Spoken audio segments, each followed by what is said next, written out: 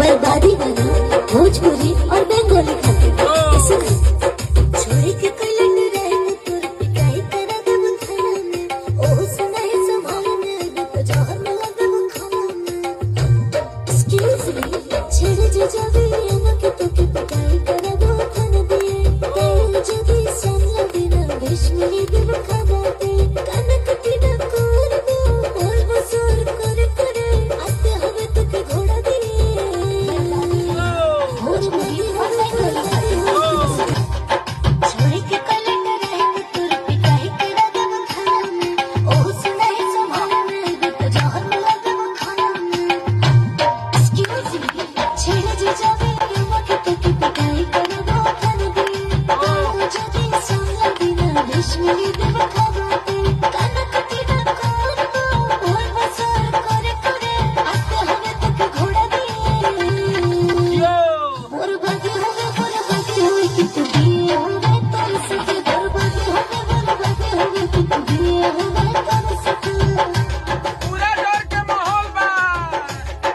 शादी करे के मन न करे डर लगे अब नारी से बात के डाली डरम में ना तो ढकेल दी पहाड़ी से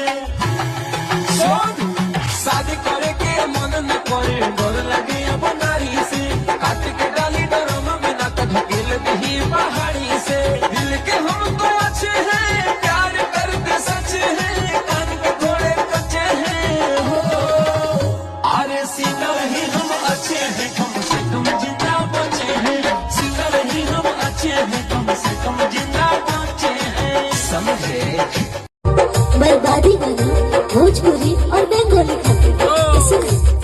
छोड़ी के कोई लड़ रहे में तुर पिटाई करा दे वो खाना में ओ सुनाई संभाल में तो जहर में लगा वो खाना में एक्सक्यूज मी छेड़े जो जावे ना के तो के पिटाई करा दो खाना दिए तेल जो भी सामला बिना विश मिली दे वो खाना